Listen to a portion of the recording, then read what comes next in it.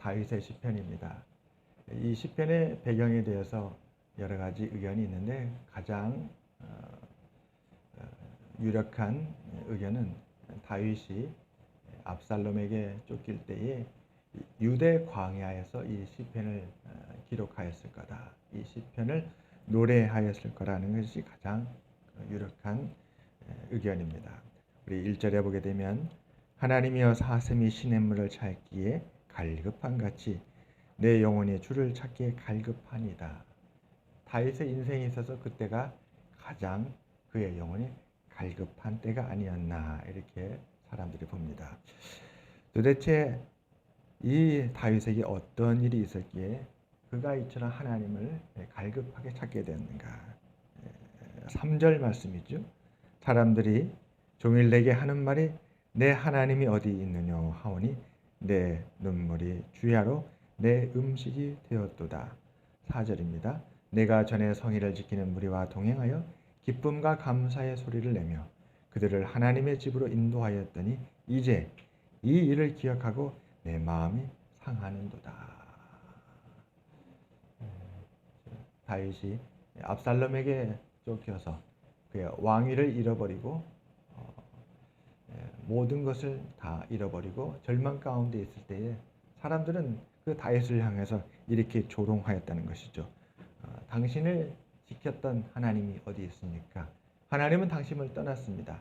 이 모든 고난은 하나님께서 당신에게 주는 진노입니다. 이렇게 사람들이 다윗을 조롱하고 비난하였습니다. 다윗의 삶에는 참 기쁘고 즐거웠던 날이 많았습니다. 며칠 전에도 우리 전도사님 저한테 그렇게 말을 하는 거예요. 다윗을 생각하고 보면 참 단순한 사람이었던 것 같습니다.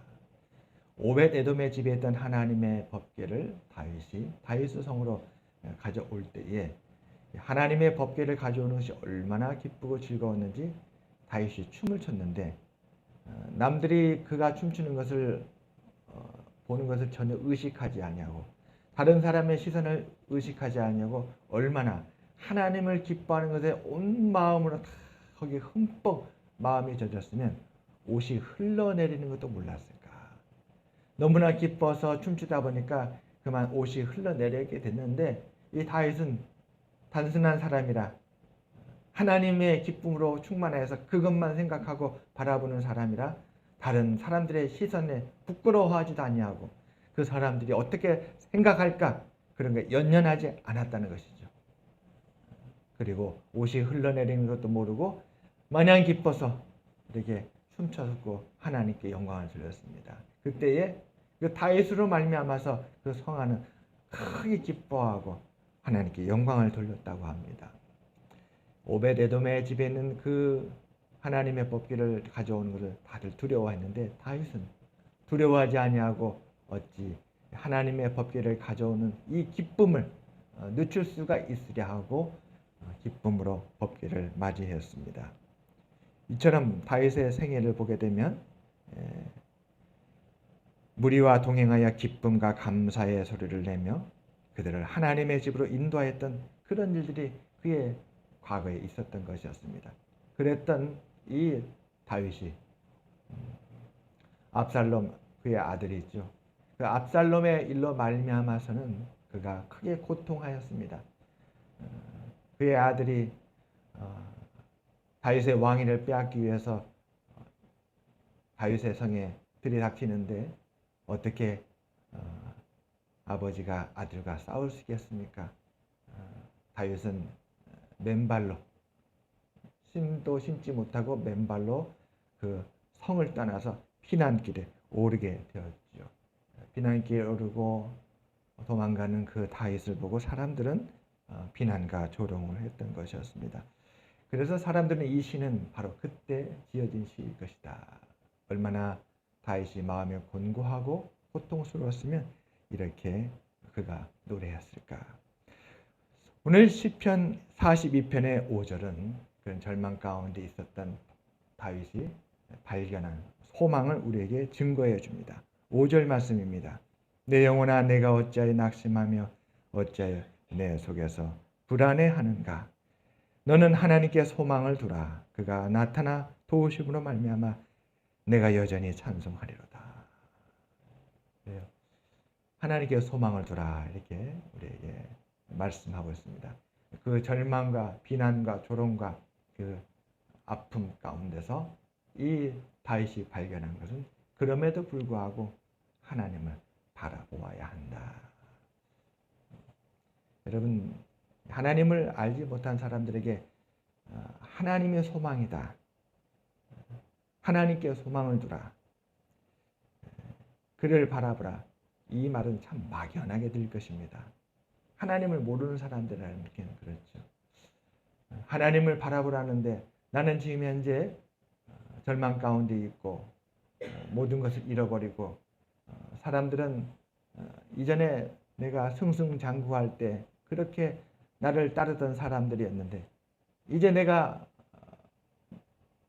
실패하고 모든 걸 잃어보고 절망에 빠지니까 사람들은 다 나를 떠났고 오히려 이전에 나를 칭찬하던 사람들은 나를 향해 손가락질하고 비난하던 이러한 상황입니다. 이런 상황에서 하나님을 알지 못한 사람들의 입장에서 하나님을 바라보라. 그게 소망이다. 막연하지 않을까 싶습니다. 오히려 그것이 더 그들을 두렵게 하고 또 고민하게 만들지 않을까 싶습니다. 우리가 도대체 하나님을 소망한다는 것은 우리에게 무슨 의미일까요? 이를 알기 위해서 우리는 말씀을 봐야 될 것입니다. 말씀에 소망을 잃어버리고 절망 가운데 있는 사람들에게 어떤 일이 일어났는지, 요셉이 종으로 팔려갔는데 어떤 일이 일어났는지, 그가 감옥에 gat혔는데 그에게 어떤 일이 일어났는지, 다니엘은 그 절망의 순간에 어떻게 하나님께로 나아가게 됐고 또 그 하나님으로 말미암아 그에게 어떤 일이 일어났는지 우리는 그걸 살펴보아야 할 것입니다. 그리할 때 하나님을 알게 되고 하나님을 알게 될 때 비로소 그러므로 하나님께 소망을 두어야 하는구나 우리는 확인하게 될 것입니다. 그래 우리는 연약하고 부족합니다. 도대체 하나님을 바라고 소망을 한다는 것은 연약하고 부족한 우리가 어떻게 하나님께 소망을 둔다는 것일까? 다니엘을 보게 되면 다니엘은 하루 3번씩 기도했다고 나옵니다. 기도라는 것은 우리에게 참 귀한 것이죠. 연약하기 때문에 다니엘은 왕에게 나아가서 왕과 그 문제를 상의할 수도 없고 의논할 수도 없었습니다. 다니엘은 또 처지가 참 알고 보면 약자였습니다. 그렇기 때문에 그가 다른 사람들에게 찾아가서 그 문제를 어떻게 해결할지 다시 이미 엎질러진 문을 다시 주워 담을 방도를 찾을 수도 없었습니다. 여러분 우리도 참 연약하지 않습니까? 힘도 부족하고 지혜도 부족하고 인맥도 부족하고 또한 가진 것이라고는 아무것도 없는 그런 상황일 때가 있습니다. 그럼 우리는 어떻게 문제를 풀어가고 하나님을 바라볼 수 있을까요? 그래서 기도가 아닌가 싶습니다. 기도는 우리가 하나님 앞에 나가는 길이죠. 우리가 하나님 앞에 나가서 무릎을 꿇고 기도하면 어떤 일이 벌어집니까? 성경은 우리에게 하나님에 대해서 이렇게 증거합니다. 하나님은 우리가 연약할지라도 긍휼함을 바라고 하나님께 기도할 때에 하나님은 우리의 탄식과 실패와 또 고통을 다 받아주시고 그런 우리의 귀를 기울여 주시며 우리를 위하여서 은혜를 예비하시는 하나님이시라. 오늘 오전 말씀처럼 다윗은 고백합니다. 나의 힘이 되신 여호와여 내가 주를 사랑하나이다. 나의 힘이 아무것도 없습니다. 내가 의지할 것이 없기 때문에 나의 힘이 없습니다. 그럴 때에 기도는 우리가 하나님께 나아갈 수 있는 징검다리입니다.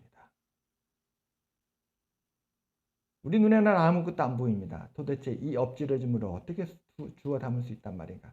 우리가 과거로 돌아갈 수 없지 않습니까?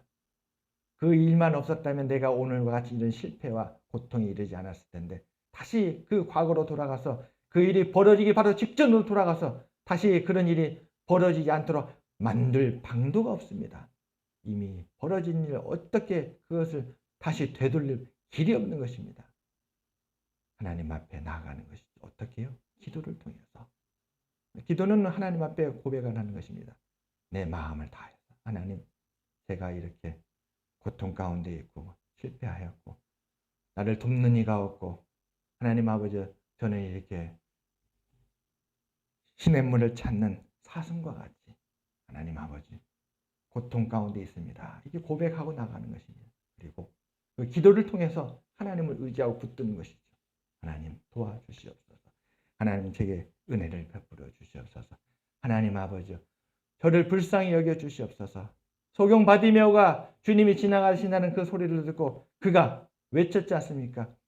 다윗의 자손 예수여, 나를 불쌍히 여겨 주시옵소서. 이게 바로 기도의 외침입니다. 믿지 않는 사람들은 그러죠.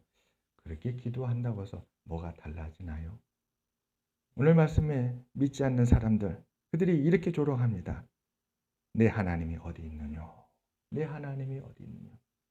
당신이 그렇게 기도한다고 해서 이미 끝나버린 일이 다시 되돌릴 수 있다고 생각합니까? 그렇게 기도한다고 해서 상황이 변하겠습니까?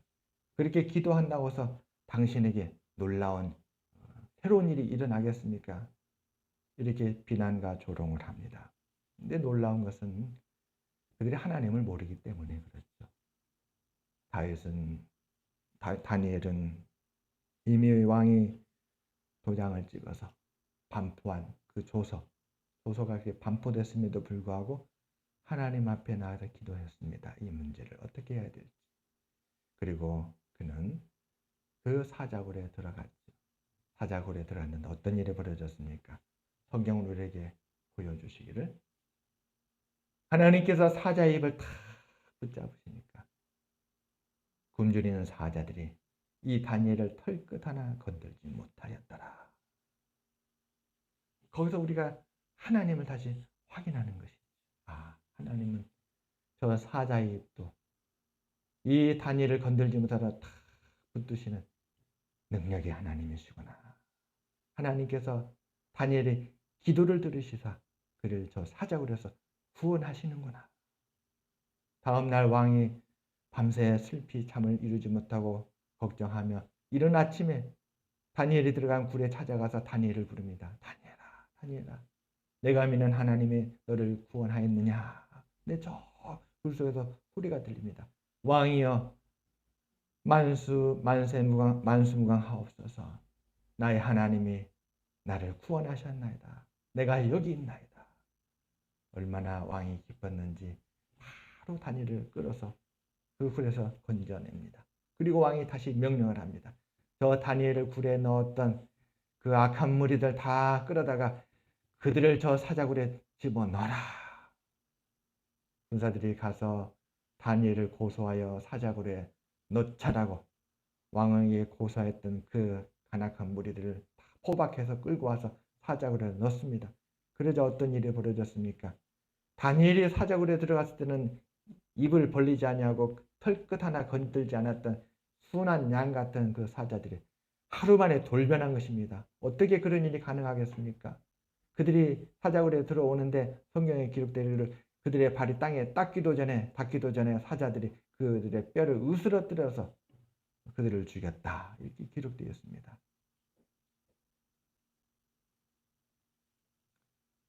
우리는 어떤 일이 일어날지 사실 알지 못합니다.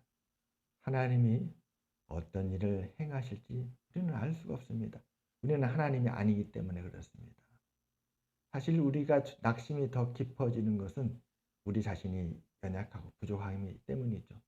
우리도 나를 볼 때에 문제가 더 커질 것 같고 또 자신이 더 없고 나도 내 자신의 능력을 나도 알기 때문에 내가 이 일을 해결할 수 없다라는 것 때문에 더 절망하게 됩니다. 그러나 우리는 하나님께로 가야 됩니다. 오늘 말씀처럼 너는 하나님께 소망을 두라. 그가 나타나 도우심으로 말미암아 내가 여전히 찬송하리라. 여러분, 우리는 다시 찬송할 것입니다. 아까 준비 찬양 우리 김혜지 청년 찬양 인도하는데 너무나도 감사했습니다. 그래요. 우리에게는 아직 찬양이 남아 있습니다. 하나님은 우리 교회를 사랑하여 주셔서 우리 교회가 하나님 앞에 찬양할 수 있도록 지금도 은혜를 베풀어 주고 계십니다. 우리는 세상으로 말미암아서 때로 우리의 입이 닫히고 우리의 마음이 땅에 떨어진다 할지라도 하나님으로 말미암아 우리는 다시 일어날 줄 믿습니다. 토요일날 안산 신안산대학교에서 안산 기독교 청년합회 모임이 있어서 연락을 받았습니다. 와서 참석해서 축하해 달라고요. 무슨 일 하다 보니까 시간이 늦어졌어요. 우리 전도사님을 도와줘야 될 일이 있어서 제가 아니면 도와줄 수가 없어서 제가 전도사님을 도와주느라고 11시 시작인데 11시 20분에 도착했어요. 20분에 도착하니까 이미 자리는 꽉 찼고 그래서 간이의자 맨 뒤에 간이의자밖에 없어요. 거기에 앉았죠. 속상했습니다. 20분만 일찍 왔어도 제대로 된 자리에 앉았을 텐데 평소에 제 습관은 20-30분 일찍 가서 뭐 도와줄 거 없는가 찾아보기도 하고 그리고 앞에 앉는 건데 30분만 일찍 왔더라도 좀 도움이 되고 앞에 앉았을 텐데 속상하지 않겠습니까? 맨 뒤에 앉았어요. 그리고 시기 다 끝나고 나서 바로 나오는데 느닷없이 어떤 여자 목사님이 아는 체를 하시는 거예요. 저를 알아보고 얼마나 반가웠던지. 시기 끝나고 이제 혼자 식사도 혼자 해야 되고 아니면 바로 교회로 돌아올 생각이었는데 그 여자 목사님이 그렇게 아는 인사를 하시고 알고 보니까 우리 선부동에 계시는 분이에요. 그래서 그분하고 같이 점심 식사를 하게 됐는데 참 하필 그 자리에 그 어제 안기총 이치인 씨가는 회장님이 옆을 지나가시는 거예요. 그러니 지나가시는데 제가 인사를 하는데 주변에서 다 저를 그 회장님한테 소개를 하시는 거예요. 이 목사님 꼭 인사드리고 싶습니다. 난데없이 그러는 거예요. 그래가지고 그 회장님하고 또 독대에서 또 인사를 또 하게 되었습니다.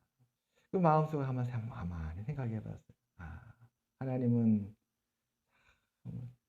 우리를 사랑하시고 긍휼히 여겨 주시는구나. 여러분 선한 일에는 반드시 은혜가 있는 줄 믿습니다. 사랑하는 가족을 위해서 또 나의 도움이 꼭 필요한 분을 위해서 손이 되고 발이 되어줬던가. 하나님은 그걸 바라보시고 어떻게 그 300명 넘는 사람들 가운데 우리 선부동의 그 목사님을 만나게 해주셨는지. 그래도 그 목사님 덕분에 점심도 잘 같이 식사도 잘 편안하게 했고 그 회장님하고 또 독대에서 인사도 하게 됐고 제가 뭐 알겠습니까? 그런데 그분들 덕분에 회장님께 제가 소개가 또 되어졌고 너무나 감사했습니다. 그리고 나니까 어떻게 됐습니까? 20분 늦게 오는 것이 문제가 아니었어요.